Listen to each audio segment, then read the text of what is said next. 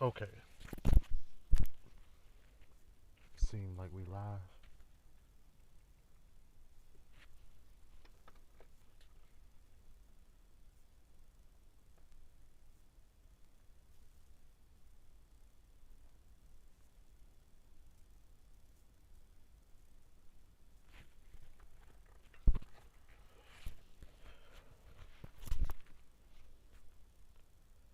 Love to Marcus. Can you hear me? Let me know if you can hear me. What's up with you, by the way? Let me know. Can you hear me?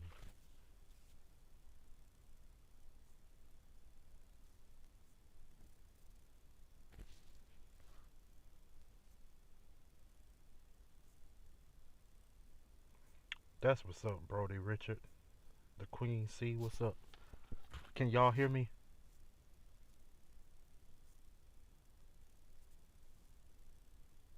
Okay. All right. Cool. Cool. Y'all can hear me fine. That's good. All right. So much like the previous lives that we did, we're going to read more into this book, and we'll take little breaks within it to have a small discussion on what's being said. But right now, the section that we're going to cover today, we're going to cover in Chris's words what actually happened on that night. Okay, but before we get into that, right before Miss Cheryl Cato puts in the book where Chris speaks on the confession, he seems to write her a small little letter, okay? And I'm going to read it. He wrote this to her on April 23rd, 2019. He says, "Dear Sherilyn, hello again. I hope you are doing well. It has been awesome talking with you on the phone, but I know the 15-minute time frame is a pain. Sometimes I can get right back on the phone, but right now there are other inmates that like to be on the phone as much as I do, so I respect their times as well. How's your dad doing? I've been praying on that every day." So as we see him, as far as Chris and Miss Sherilyn seem to have a pretty formal relationship. And some people out there in the world may look at her kind of funny for developing a formal relationship with a murderer such as Chris. But with her trying to get insight on who he is to write this book, it's only natural, because they are humans, that she may become a little bit fond of him. I mean, she would have to try to see some type of good in him now to be able to stand to be around him, or stand to even talk to him, to get the information she needs to put this book out. So I kind of commend her for that, because that takes a lot of something, whatever it is. I don't know what the name of that something is, but it takes a lot of something for her to do this. Most people who probably listening to this or watching YouTube videos on this, 9 times out of 10, if you were able to sit face to face with Chris Watts, you'll probably spit in his face. So we're going to carry on. Now, one thing before we get to the confession, another thing that I'm going to touch on real quick that was in the book was Chris mentioned that infamous picture that circulated around social media and YouTube of the doll laying on the couch with the blanket covering up down to the feet. He mentioned that in the book. Um, it says, moving into, well, I'm going to start where he's discussing it a little bit. It says, moving on into the family room, which was open directly off the kitchen, was a family room. A blanket that belonged to one of the girls lay on the love seat, and again, there were toys that stood against the walls. We could see the 3-foot princess doll that was on one of Shanann's Facebook posts that was covered up all but the feet. After the murders, that post started a bit of controversy as to who posted it. Christopher took a picture of the doll while Shanann was in Arizona. This is one of the things he did during the time he was having thoughts of planning the murders. He sent the picture to Shanann. So bingo. Now, this is something that I lose points on right here. I was one of the people who thought that that picture didn't have anything to do with the fact that he was going to kill his kids. But right here in this book, he clearly confirms that the reason why he sent that picture to Shanann was because at that time in his mind he was planning on killing them children and her. So to whoever thought that the picture correlated with the murders, you are correct. All right. So we're gonna get to the juicy part. All right. So before we get started, let me check the live chat.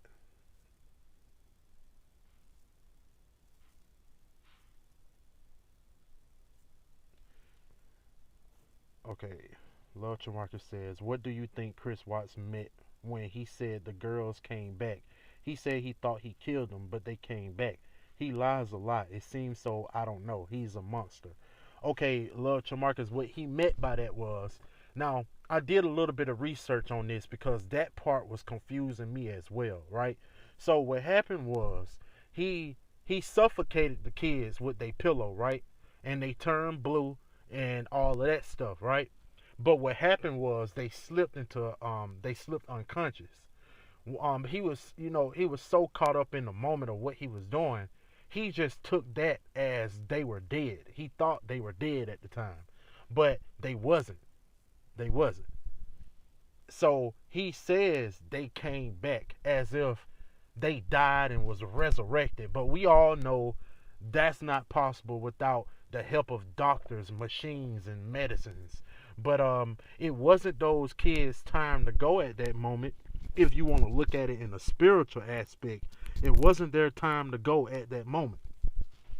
And he even says himself, now that he has retrospect, that he feels like that was a sign of many signs from God telling him he need to stop what the hell he was about to do. But he didn't. In fact, the fact that them girls came back to life, as he says, is what gave him the fuel, because it angered him so much. It gave him the fuel to kill them later on when he got to the batteries. And he actually states that inside of the book. But let's carry on, guys. We're gonna read this. I'm going to come back to the live chat in just a moment, okay? So it starts off by saying, let me get in my reader voice and let me lower my tone down to the calm reading voice. Okay. If it says, if God keeps putting it on your heart that there is more to the story than what the FBI has said, you're correct. Now, when Miss Sherilyn Cato puts that inside of her book, she puts that in bold letters, unlike the rest of the letters that's inside of the text, right?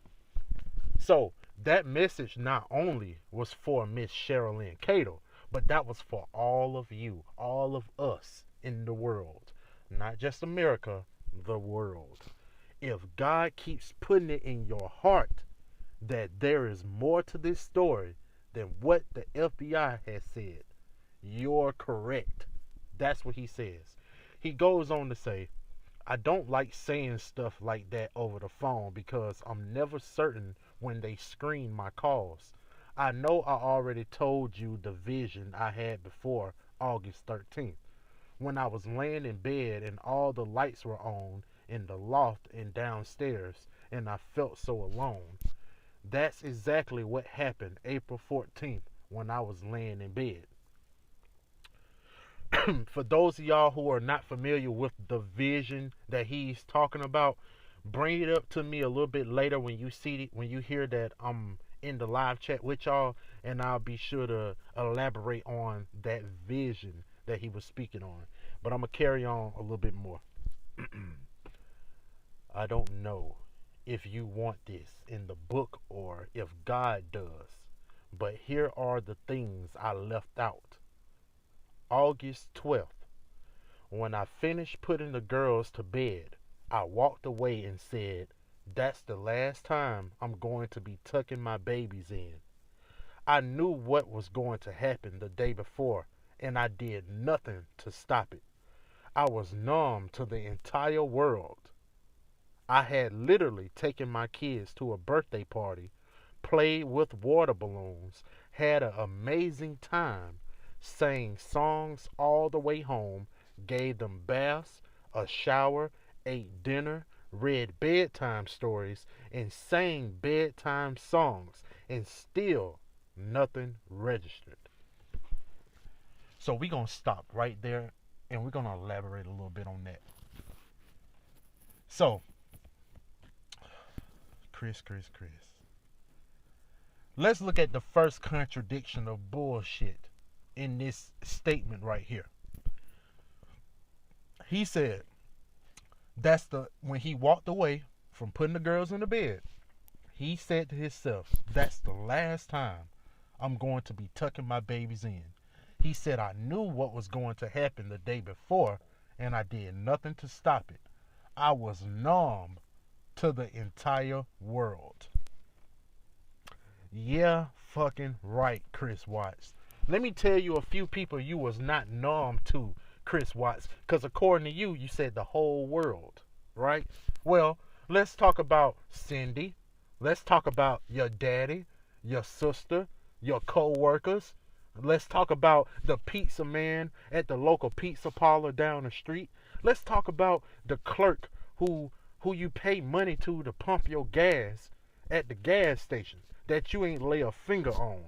Let's talk about Nicole Kessinger. Isn't she a part of the world? Isn't all of those people a part of the same world that you became so numb to, yet you didn't lay a finger on no one else?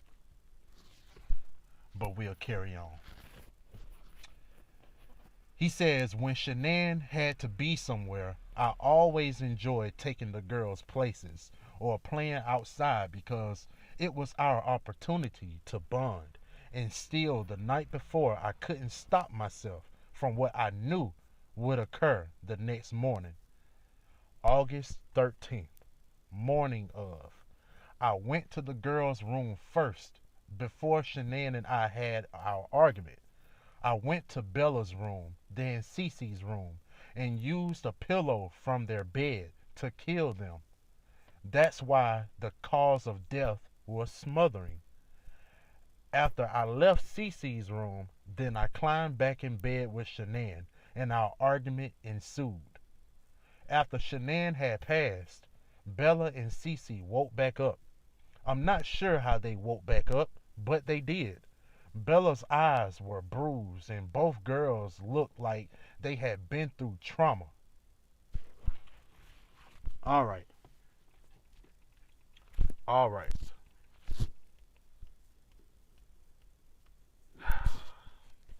Mm-mm-mm. I said this in a previous live, you guys.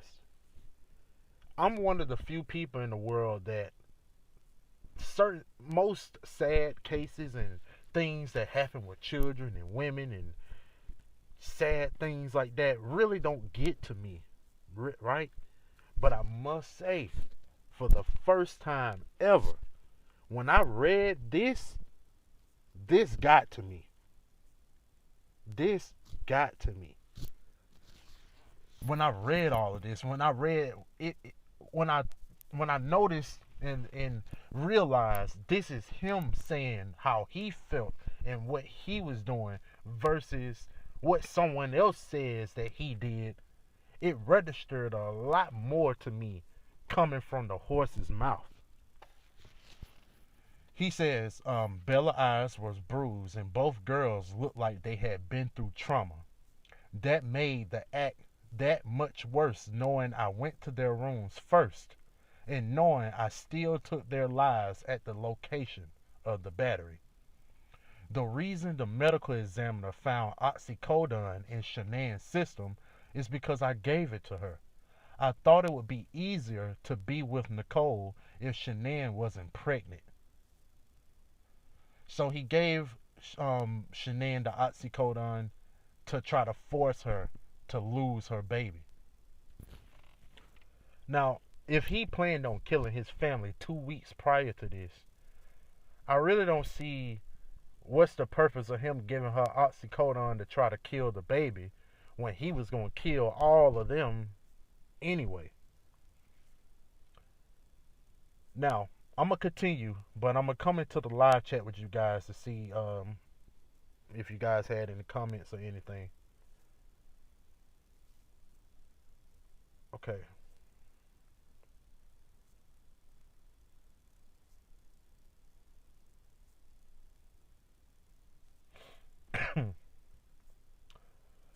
All right.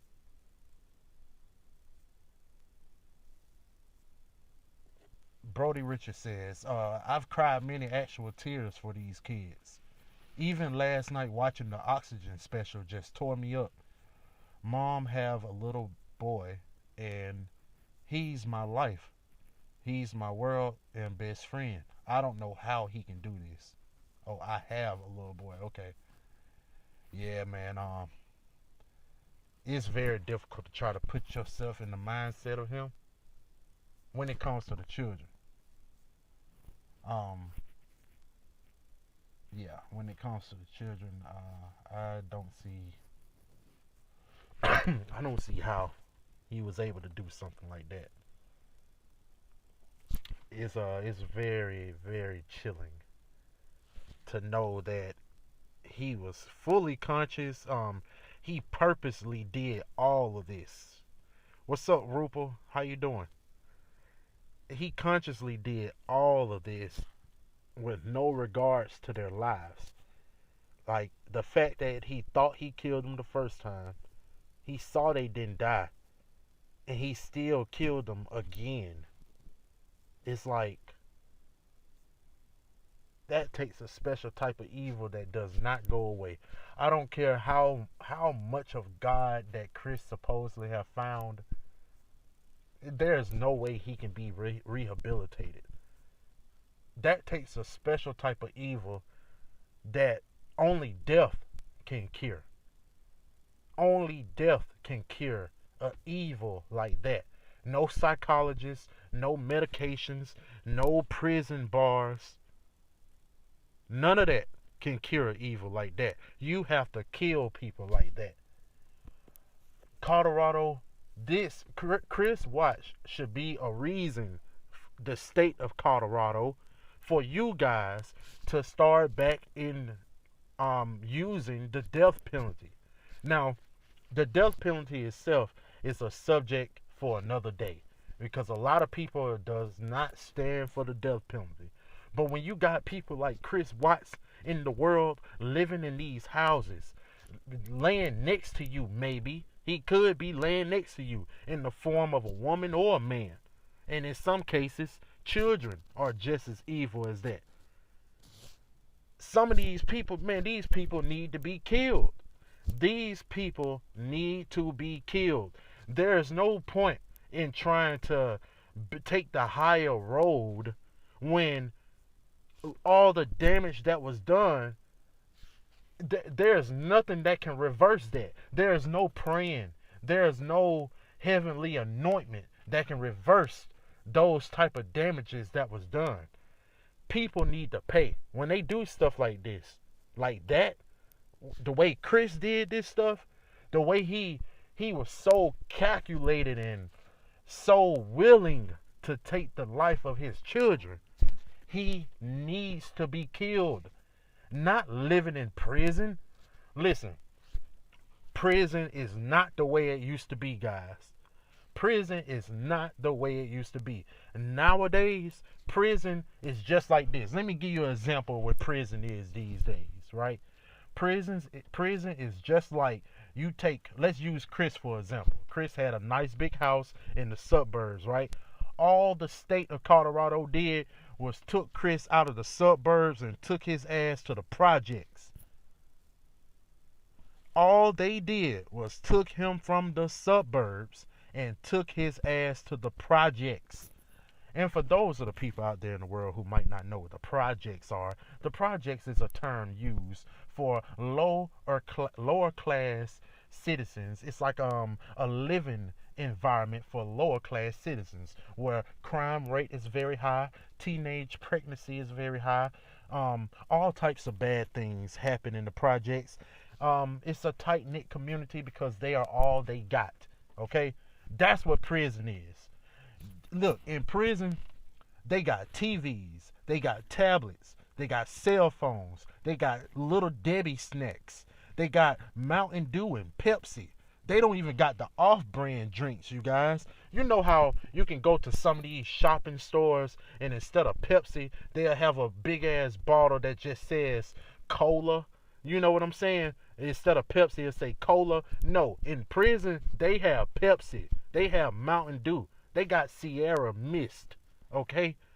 They have pizza, burritos, chicken wings, steak, macaroni and cheese, cell phones, man. Come on, man. Flat screen TVs, prison.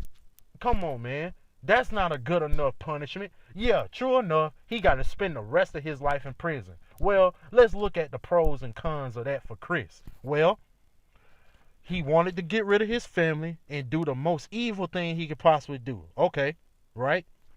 Well, guess what? He's still living. He's still living just as good every day.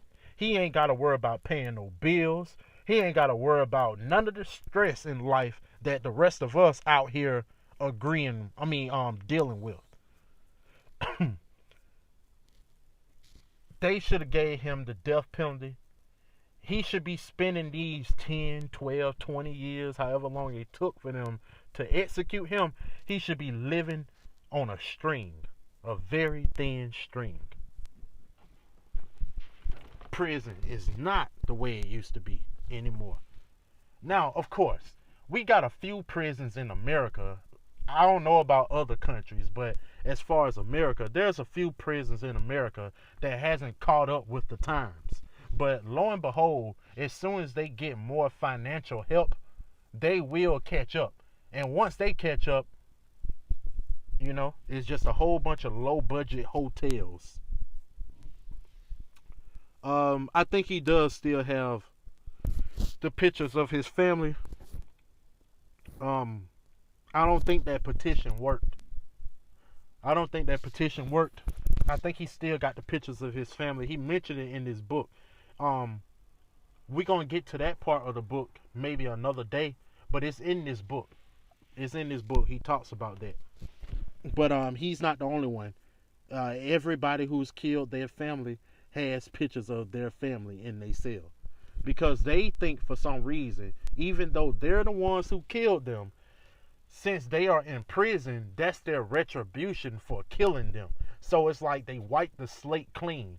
Yes, I may killed my family, but since I'm in prison, now I can look at my family every day because I already paid for my sins because I'm in prison. No. But that's the way they feel it works. So, we're going to go on some more in this chapter, okay? He goes on to say, I don't know if this was a spiritual visit, but I had a dream Cece was dancing next to the chair in my cell. When she was dancing, all of my folders on the chair started moving, and I thought she was in trouble. So I said, watch out, get away, watch out. Then I woke up. I'm hoping she comes back. I hope everyone comes to visit me.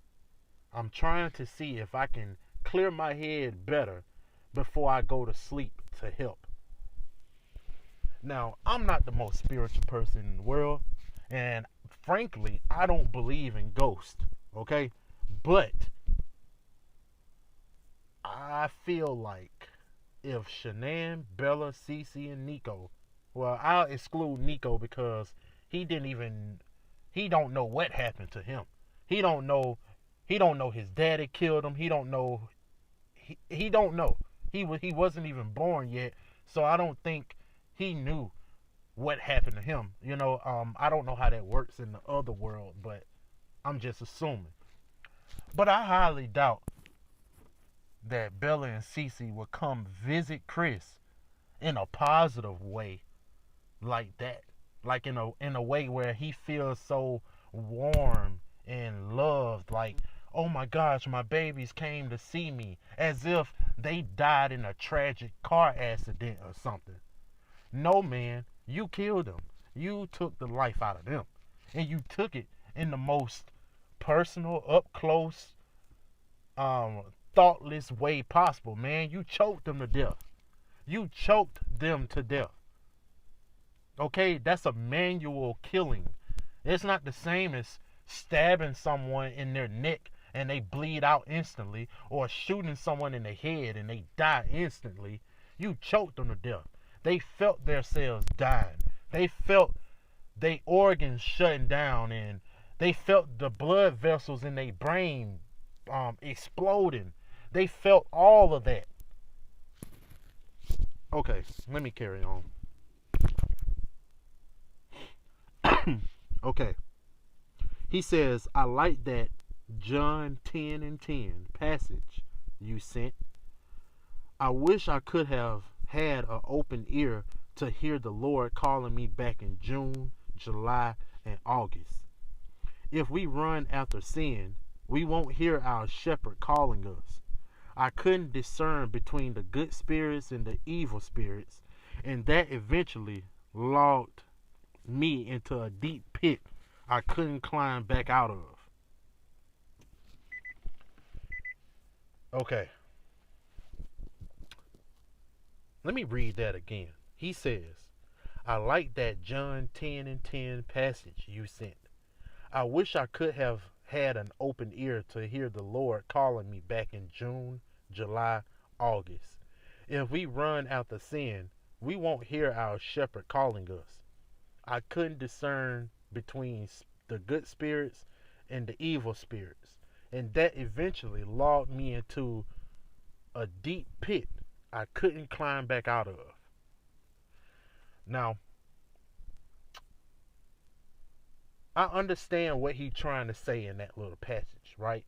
But when he get to the end is where he loses me at. When he says, lodged me into a deep pit that I couldn't climb back out of.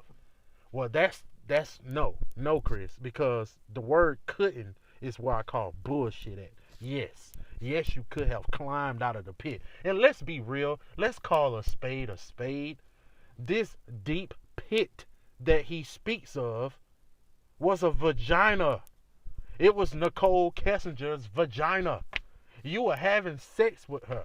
You was sexually whipped. You were so driven by having sex with this woman. That's the deep pit that you're discussing. You weren't a depressed person around here. Like the way he talks in this book, he speaks on the times when he was with Nicole being like, he represents it as like a deep pit of darkness. No, man. You were having sex. You was enjoying that stuff. That stuff felt good to you. That wasn't no deep, dark pit of depression. You was having fun. You was having so much fun that you figured, let me get rid of my family so I can have this fun for the rest of my life. So if this was a deep, dark pit of depression, you telling me you killed your whole family so you can live in a deep, dark pit of depression for the rest of your life? Man, please. You know what? I tell you the truth. He lucky Miss Sherilyn Cato is the one who interviewed him and wrote this book. Because like I stated earlier, if this was probably half of anybody else in the world, they probably would spit in his face. I would. I'll take a shaving razor, the sharpest shaving razor I can, and I'll go up and down on both sides of his arms. And then I'll take orange juice and lemon juice, and I will rub it in those cuts all up and down his arm. I will take his feet and tie ropes around them, put gasoline, lighter fluid, and whatever else flammable that I can find, and I would set his feet on fire and just watch his feet burn. But that's just me. That's just me. Oprah definitely should have interviewed him, because Oprah don't play games when it comes to these killers. Oprah don't play games. As soon as a killer start, you know, venturing to that bullshit, Oprah is the first one to call them out on it. So yeah, that should have been the person to do it. But at the same time, like I said earlier, I give a certain amount of props to Miss Sherilyn Cato, because she even states in this book that talking to Chris and dealing with this case messed her mind up so bad that she was having dreams about this every night. She couldn't escape it. And that's a traumatic experience itself, talking to a killer, hearing all these things out of his mouth. So I give her own props for doing this, because it take a special type of something to be able to do something like this and be composed and you know be able to write a whole book about this, deal with the backlash and things of that nature. But yes, people,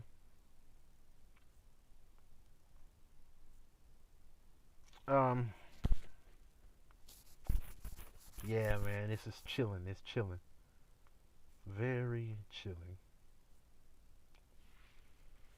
There's more to that chapter, of course, but you know I just like to read certain portions out of each chapter, and then kind of like let that kind of stuff digest, open up the floor for discussions, and then we can always dive deeper into it as time goes. But it's very interesting. Like, once you start reading this book, you're gonna probably read the whole thing before you know it. It's so much, and it just keeps you going and going and going. You'll finish the whole book before you even think about it. So at this time, though, what I'm going to do is pull up my live chat.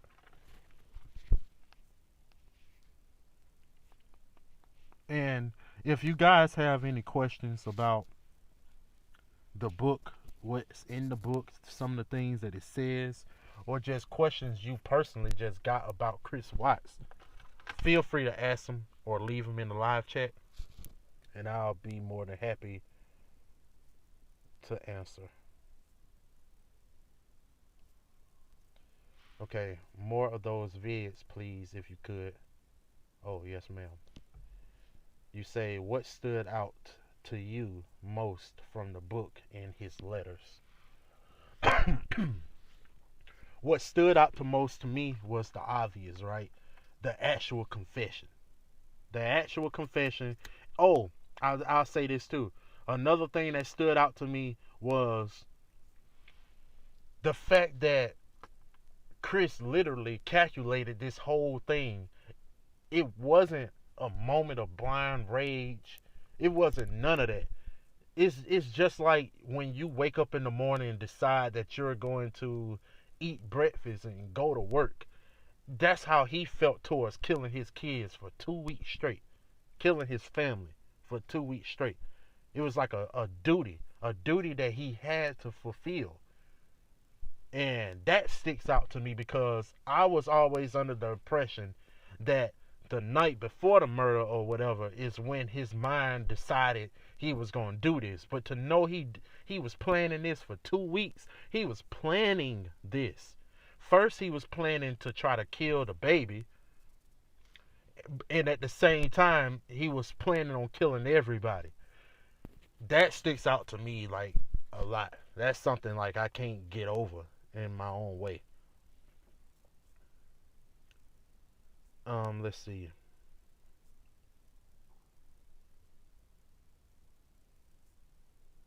Alrighty, the Queen C. Yeah, that really did. Really, really did stand out to me. By the way, guys, I got a new upload. Maybe about two uploads coming tomorrow.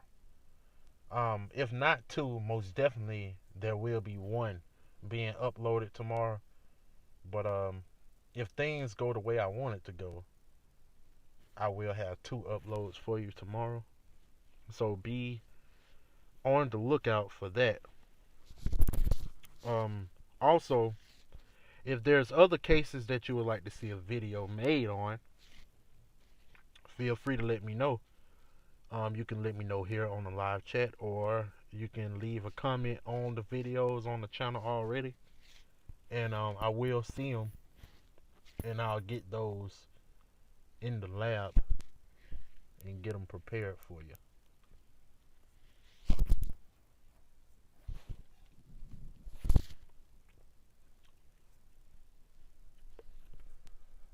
But yes, thanks. I want to take the time for whoever listens to this now, or whoever listens to this at a later date or something.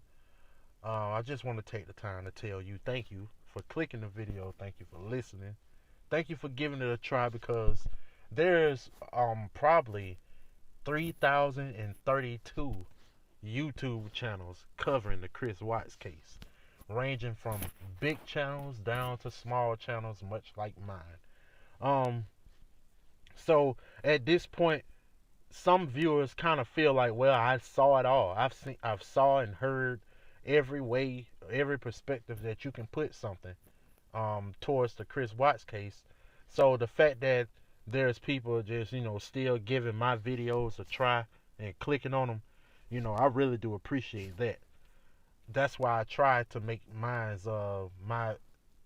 some of my videos different than what you're used to seeing on an everyday basis on YouTube. So yes, I appreciate that. I really do. But if there is not any more questions, then I would bring this particular live show to an end. You're going to discuss the movie? Sure. Um, that'll be an interesting topic to cover tomorrow. So, I can do that. I can discuss the movie tomorrow. As far as my thoughts on it, but it's pretty much a beat for beat of what we already saw on YouTube in real life. But yeah, I'll share my thoughts on it tomorrow. That'll be pretty interesting, and maybe others that has saw it might want to share their thoughts on it, and we can definitely do that.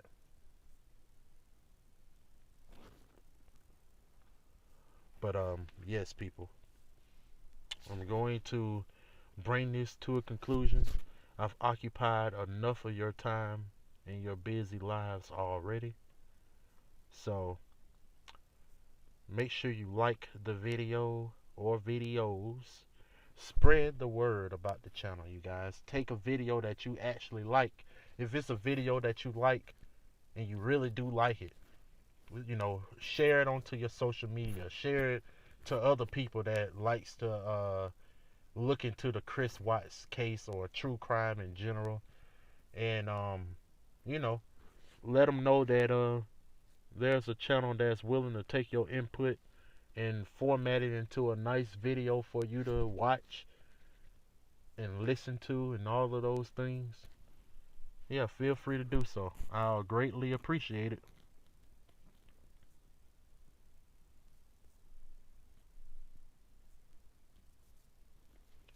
I will greatly appreciate it.